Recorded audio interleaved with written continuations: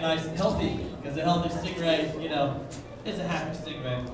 As you can tell, Jared is very popular with everybody in the tank. You look at our hands, you see that little food bucket. In that food bucket is some squid rings and squid tentacles. Did anybody ever have any, does anybody like fried calamari? Yeah, ate it last night. Too.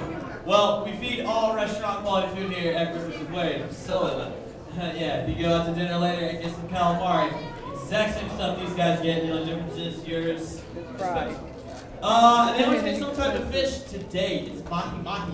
Yeah. Sometimes they'll get herring, bonito, yellowfin, tuna, or any of those combinations of those fish. And then there again, it is all restaurant quality. So they eat very, very well. They eat better than I do. Look at that mouth right there. I don't eat mahi-mahi every night. Alright, so there's going to be 4 stingrays, and they're actually sharing the most for food. These are the easiest ones to tell apart from everybody else. They're the ones with the spots on their backs. They're called spotted eagle rays. They're the largest stingrays that we have in the tank. Unfortunately, though, as you can tell, they're also the greediest. We have those 2 big females, and we have 2 smaller males. The little guys, they were born in September of 2008. So you can see how much bigger they're going to get in comparison to those girls. However, the 2 girls themselves are still not done growing. Spotted eagle rays can get 9 feet across, 16 feet long, and weigh up to 500 pounds. The biggest female that we have is 4.5 feet across, and she weighs about 120. So she still has a long way to go.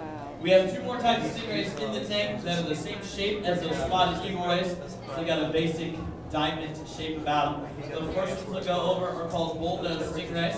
We got this little bullnose stingray sitting across the front right now. She's got that really short, stumpy tail. If you notice, they look exactly like the spotted eagle rays, except they're brown on top. They don't have spots. They do have a little nose on them. So we have that little girl right there, and then we do have one big adult female. And the cool thing about her, if you go over into the living gallery, we have the little things like the octopus, the jellies, and stuff like that. Head towards the horseshoe crabs, and you'll see some water reflecting on the floor. If you look up, there's a tank above you, and in that tank is a bullnose ray pup, and that's hers. She had here at the aquarium, and you can check that out. The other type that we have there again is the same shape as the bullnose and the spotted eagle rays. They're called cownose stingrays.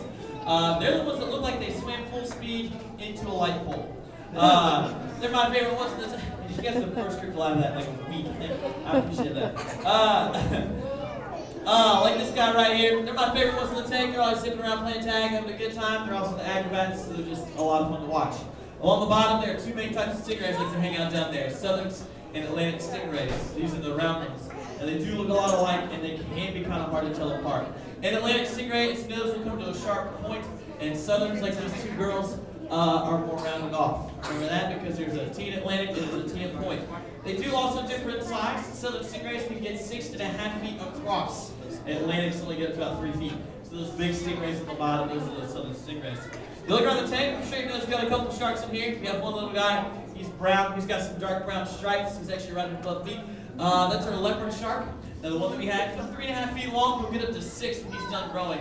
And in the wild, he likes to hang out in the kelp forests, and he eats little urchins and crustaceans and stuff like that. We got this big white shark right here with black spots. That's our zebra shark. And I know exactly what you're thinking. Obviously, the leopard shark has stripes, and the zebra shark has spots. That's how it works in the real world. But you guys do know it's the other way around, right? Yeah, that's a little joke, so you just paid attention.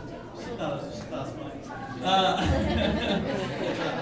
Basically, though, anyways, that zebra shark, when he is a juvenile, he does have stripes, and then when you change into adulthood, those stripes become spots. So that's how you can tell, even though he is considered an adult, he'll be about 7 to 9 feet when he's done growing. And then, we have those 4 silver sharks in here, and they all have that funny, flat-shaped head. How many of you guys think the silver sharks are hammerheads? Yeah.